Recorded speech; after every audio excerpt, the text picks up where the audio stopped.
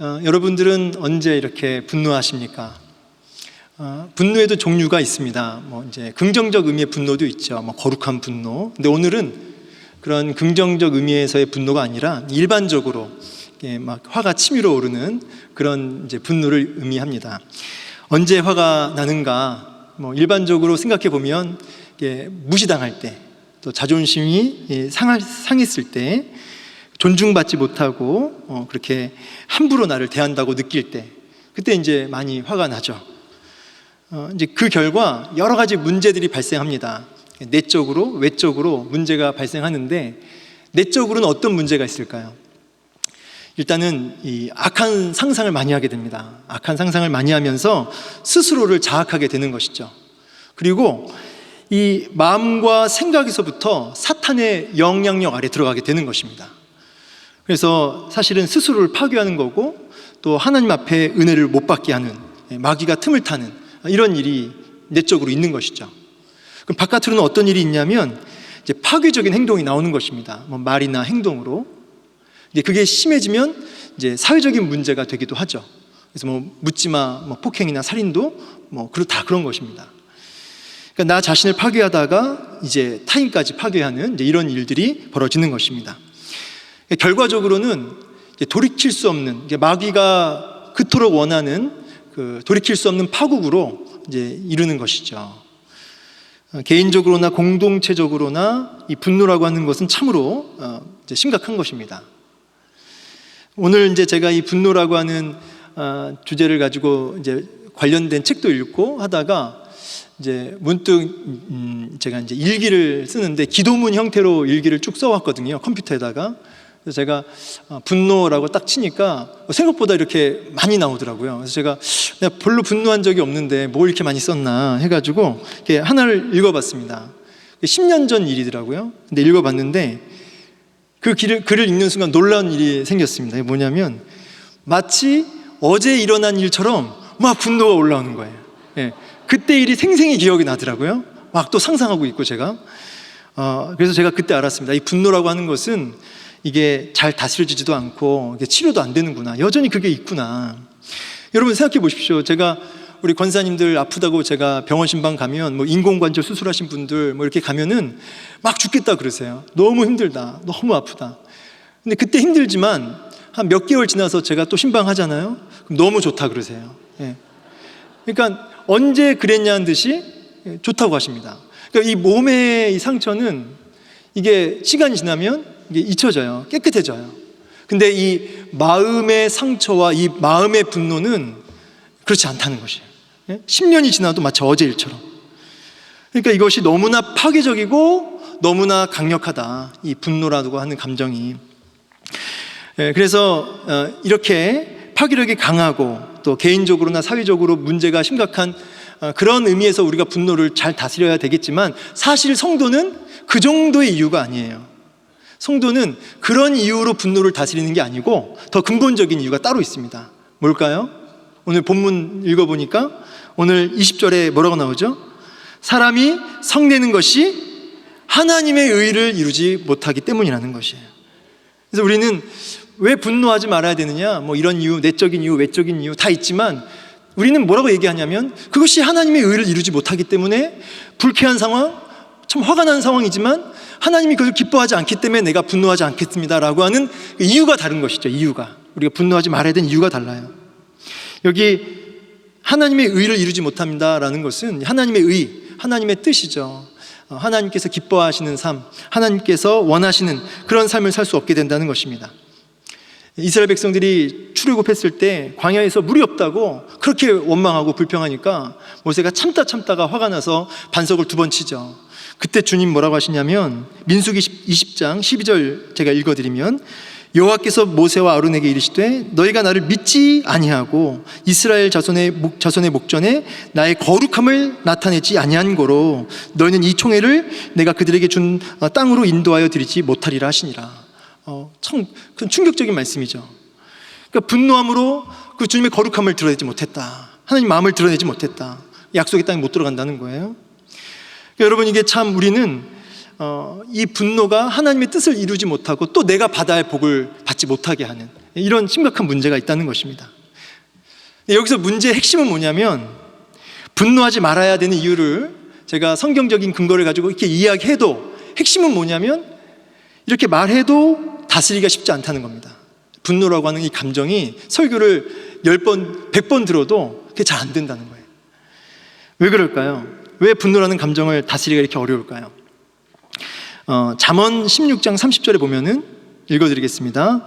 노하기를 더디하는 자는 용사보다 낫고 자기 마음을 다스리는 자는 성을 빼앗는 자보다 나으니라. 이렇게 말씀하시고 잠언 4장 23절 무릇 지킬 만한 것보다 더욱 내 마음을 지키라. 생명의 근원이 이에서 남이니라. 사실은 이 마음을 지키지 못하기 때문이라 말씀하고 계시는 거죠. 사실 이 마음을 못 지키니까 이 분노라고 하는 감정도 다스리기가 어려운 겁니다. 그러면 이 마음을 잘 다스려야 이 분노라고 하는 감정도 컨트롤 되는데, 그럼 이 마음을 어떻게 지키냐? 일단 이제 정답부터 말씀드리자면 이 마음을 지속적으로 끊임없이 말씀으로 채워 넣는 것입니다.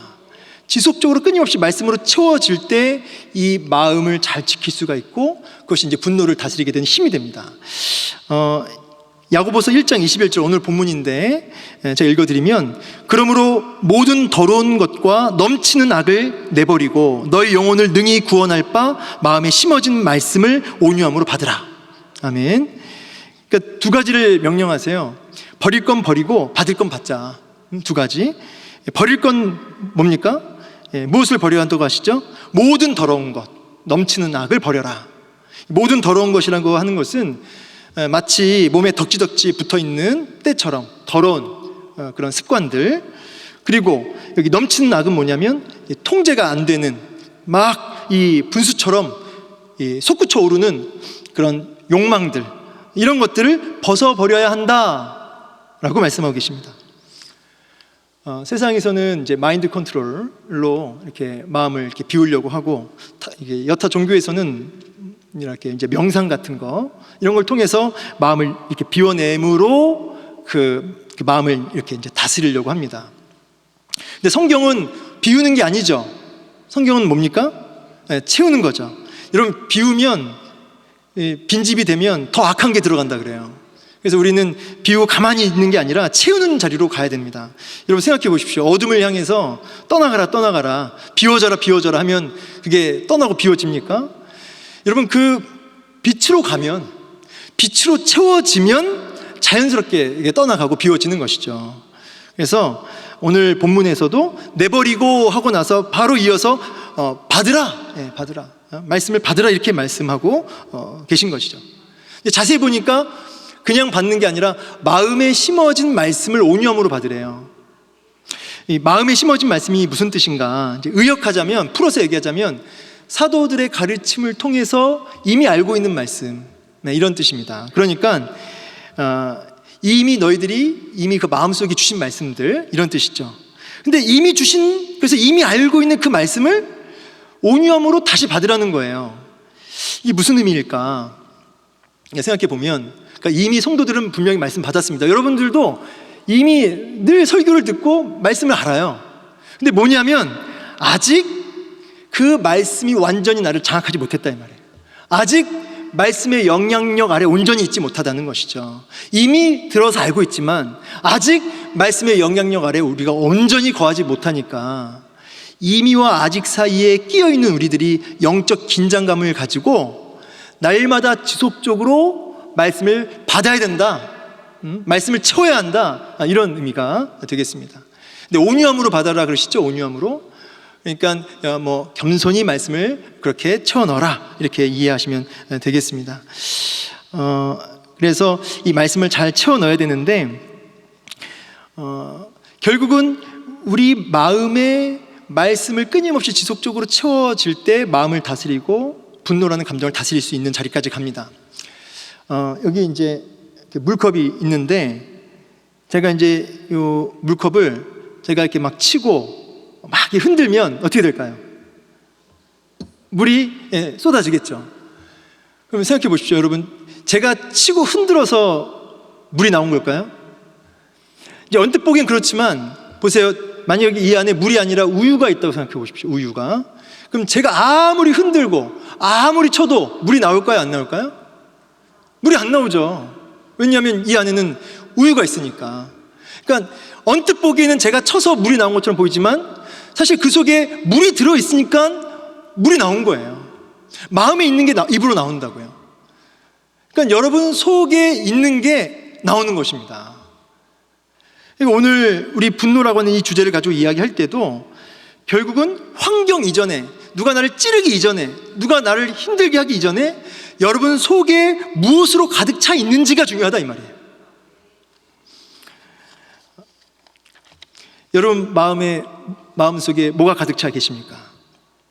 예수 그리스도와 그분의 넘치는 사랑으로 가득 차 있으십니까? 아니면 정욕과 분노와 음행으로, 음란으로 가득 차 있습니까? 이제 쉽게 알 수 있습니다, 여러분. 흔들어 보면 알 수 있어요. 흔들어 보면, 돈으로 흔들리고, 사람으로 흔들리고, 환경으로 흔들면 막 정말 이 바닥까지 가보면 그때 튀어나오는 내용물을 보면 알 수 있어요. 찬송가 373장 고요한 바다로 찬송가가 있는데 그 2절 가사 보면 큰 물결 일어나 나 쉬지 못하나. 여러분 큰 물결 일어나 쉬지 못하면 짜증나죠. 분노가 일죠. 원망이 일죠. 그런데 큰 물결 일어나 쉬지 못하는 그 상황에 뭐가 튀어나왔냐면 그 다음 이어지는 가사가 뭐냐면 이 풍랑 인하여 더 빨리 갑니다. 주님 더 의지하겠다는 거예요. 주님 이 고난 때문에 내가 주님 더 사랑한다는 고백이죠. 힘들어 보면 나와요. 힘들어 보면 우리 내가 매일 기쁘게 이 찬 우리가 늘 자주 부르는데 후렴 보면은 좁은 길을 걸으며 힘든 거죠. 근데 뭐라고 그래요? 뭐가 튀어나와요? 밤낮 기뻐하는 것. 흔들어 보면 나온다 이 말이에요. 여기서 이제 중요한 질문은 그렇구나. 이 마음에 말씀으로 채워야 고난 중에서도 말씀이 튀어나오고 은혜가 튀어나오고 예수님의 사랑이 튀어나오는구나. 그러면 말을 제가 이렇게 했지만 여러분 마음에 말씀으로 어떻게 채워 넣으실 거예요? 여러분 마음에 말씀을 집어넣는, 말씀으로 가득가득 채워 놓으려면 어떻게 하시냐 이 말이에요. 잠언 4장 20절 또 23절까지 보면은 제가 읽어드리겠습니다. 내 아들아 내 말에 주의하며 나의 이르는 것에 내 귀를 기울이라. 그러면서 그것을 내 눈에서 떠나지 말며 내 마음속에 지키라. 그러니까 귀와 이 눈에 대해서 이야기하면서 마지막 23절에 보니까 내 마음을 지키라 이렇게 연결돼요. 그러니까 여러분 우리 마음에 바깥에서 뭐가 들어오려면 그냥 들어오는 게 아니라 여러분의 눈과 귀를 통해서 들어온다 이 말이에요. 뭐 어떤 바깥에 있는 메시지가 여러분 마음속으로 집어 들어가려면 여러분 그냥 들어가는 게 아니라 눈과 귀를 통해 들어간다 이 말입니다. 그래서 눈과 귀를 잘 지켜야 되는 거예요. 마음의 문입니다. 마음의 문. 이 눈과 귀를 잘 지켜야 되는 것이죠. 그래서 우리 로마서 12장 1절에도 그러므로 형제들아 내가 하나님의 모든 자비하심으로 너희를 권하노니 너희 몸을 하나님이 기뻐하신 거룩한 산 제물로 드리라. 여러분의 몸, 특별히 저는 그러니까 오늘 본문에 맞춰서 얘기하자면 특별히 눈과 귀를 삶의 모든 영역에서 하나님께 헌신해야 된다는 거예요. 삶의 모든 영역에서 산 제물로 헌신해라. 그렇게 우리의 눈과 귀를 그렇게 하나님 앞에 끊임없이 헌신할 때, 끊임없이 우리의 귀를 말씀으로 나아갈 때, 거기서 그것을 통해서 우리 마음에 말씀이 채워지는 거죠. 이 대표적인 게 쉐마 본문이죠. 쉐마. 들으라 이스라엘. 근데 오늘날은 이 눈과 귀를 지키는 게 굉장히 어렵습니다. 너무 어려워요. 이제 특별히 눈 가지고만 얘기해 보자면, 그러니까 눈을 지키기가 어렵고 귀를 지키기 어려우니까 마음 지키기가 어렵고, 마음 지키기가 어려우니까 분노 다스리는 게 안 되는 거죠. 과거에는 그 음란물 같은 거 있죠? 보는 게 어려웠습니다. 별로 이렇게 찾아서 보는 게 쉬운 일이 아니에요. 애를 써서 구하고 구해야 음란물 볼 수 있는 그런, 과거는 그런 시대가 있었거든요. 뭐 전 잘 모르지만 아무튼 뭐 그렇다는 거예요. 그리고 또 뭡니까? 이 잔인한 것도 있죠. 잔인한 것도 요즘, 옛날에는 그렇게 잔인한 게 없었는데 요즘 애들 게임하는 거 보십시오. 굉장히 잔인합니다. 그러니까 너무 노출되어 있는 거예요. 느낌이 어떤 거냐면 이게 소나비 정도가 아니라 앞이 안 보일 정도의 막 폭우가 쏟아지는데 우리 성도들은, 우리 아이들은 그냥 머리 하나 가릴 만한 그런 비닐 우산 하나 들고 있는 그런 느낌마저 들어요. 그러니까 노출이 되는 거예요. 눈과 귀를 지키기도 너무 어려운 시대가 되었다는 것이죠.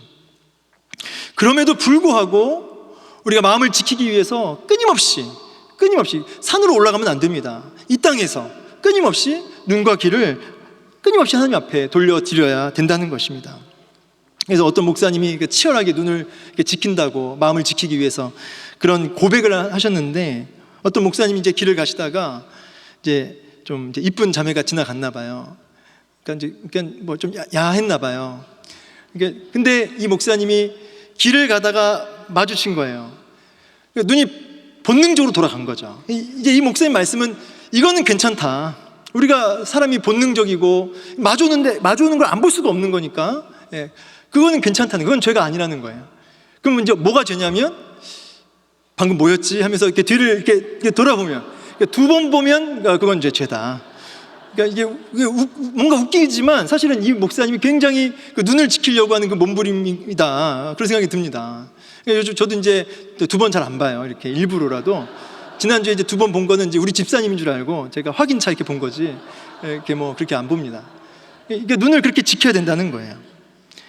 그래서 이 눈을 지켜서 마음을 지키고, 그래서 분노를 다스리는 이제 이런 원리인데, 영적 원리인데, 이제 눈을 그럼 지키는 방법에 대해서 이제 제가 준비한 건 이제 세 가지인데, 이제 시간 관계에서 한 가지만 얘기해 볼게요. 뭐냐면 디모데후서 4장을 보면, 이제 바울의 그 마지막에 쓴 편지죠. 근데 참 인간적인 모습이 보입니다.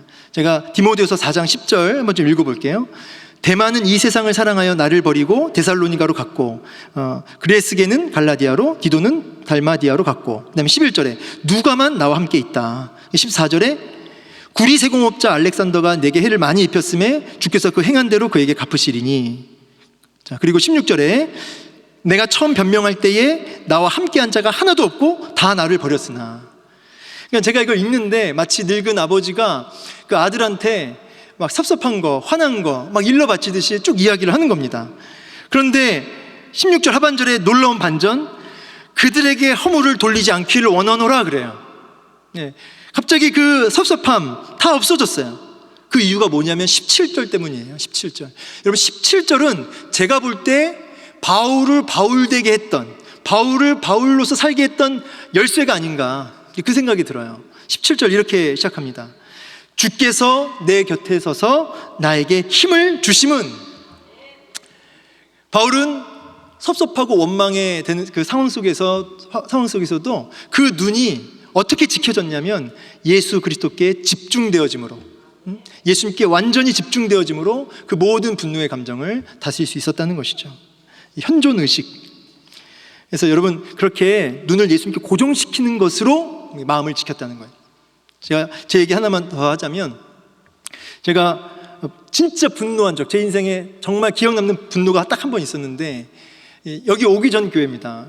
근데 이제 성도 때문에 분노한 건 아니에요. 더 이상 얘기는 안 하겠습니다. 근데 내용도 얘기 안 하는데 그분이 굉장히 무례했어요. 굉장히 무례했어. 제가 그때 처음 알았습니다. 뭘 알았냐면, 사람이 진짜 화가 나면 잠을 못 자요. 왜냐하면 불이 나가지고 앉아도 안 되고요, 누워도 안 됩니다. 땀이 나고요. 그러니까 이 불은 성령의 불이 아니죠. 사람을 태워 죽이는 미움의, 분노의 불이죠. 그래서 결국은 새벽까지 잠을 못 잤어요. 화가 나가지고 새벽 기도에 이렇게 앉아 있는데, 참 어느 순간이었어요. 어느 순간 불현듯 선명하고 분명한 깨달음이 있었는데, 주님이 내가 알고 있다, 내가 알고 있다. 그러니까 눈이 그때 순간 열린 거죠. 주님이 내 곁에 서서 그걸 보고 계시고, 그 억울하고 답답하고 참 화나는 그 순간에도 내가 화를 참았던 그걸 보고 계시고 알고 계신다고 하는 게 확 깨달아진 거예요. 그 순간 여러분, 기적이 일어났습니다. 막 그 불이요, 뿌리까지 사그라들었어요. 그냥 싹 잠잠해졌어요. 막 잠이 솔솔 올 정도로 마음이 평안해지면서요. 진짜 더 놀라운 기적은 낮에 그분을 만났거든요. 근데 이건 정말 거짓말 조금도 안 보태고요, 사랑스러워 보이더라고요. 거의 안진뱅이가 일어나는 수준 아닙니까? 이건 제가 볼 땐 그래요. 같은 수준의 기적이 일어났어요. 야, 살아계시는구나. 그러니까 주님과 눈이 마주치면 되는 거예요. 눈을 열어 보게 하옵소서. 마치 여러분 아람 군대에 완전히 포위당한 엘리사와 게하시, 막 죽겠다 막 이러고 있는데 이 엘리사가 뭐라고 합니까? 엘리사가 그 17절에 보면은 열왕기하 6장 17절 읽어드리면, 기도하여 이르되 여호와여 원하건대 그의 눈을 열어 보게 하옵소서 하니 여호와께서 그 청년의 눈을 여심해 그가 보니 불과 불병거가 산에 가득하여 엘리사를 둘렀더라. 평안이 찾아오는 것이죠. 말씀을 이제 마무리하겠습니다. 여러분, 제가 이제 대표 기도할 때 보면은 우리 이제 많이들 여지 없는 죄인이라는 표현을 이렇게 쓰시더라고요. 제가 그 감으로는 알겠는데 무슨 뜻인지 궁금해가지고 국립국어원 검색을 딱 해보니까, 더 어찌할 나위가 없을 만큼 가차 없이, 그리고 달리 어찌할 방법이나 가능성 없이, 이런 뜻이에요. 그러니까 이제 여지 없는 죄인 딱 붙이면 무슨 뜻이냐면 어찌할 방법이나 가능성이 없는 죄인이래요. 어찌할 방법이 없는 가차 없이 분명한 죄인, 이런 뜻이에요.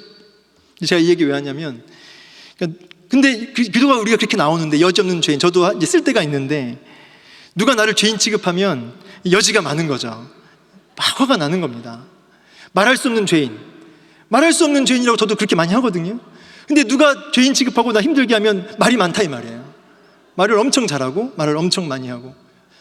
여러분, 제가 눈을 좀 어떻게 지켰으면 좋겠냐면은 예수 그리스도를 주목함으로 지키고, 또 내가 어떤 죄인인지, 내가 어떤 용서를 받았는지 그것을 주목하면, 그렇게 눈을 지키면 마음을 지킬 수 있고, 마음을 잘 지키면 분노를 다스릴 수가 있다라고 하는 영적 원리를 오늘 나누었습니다.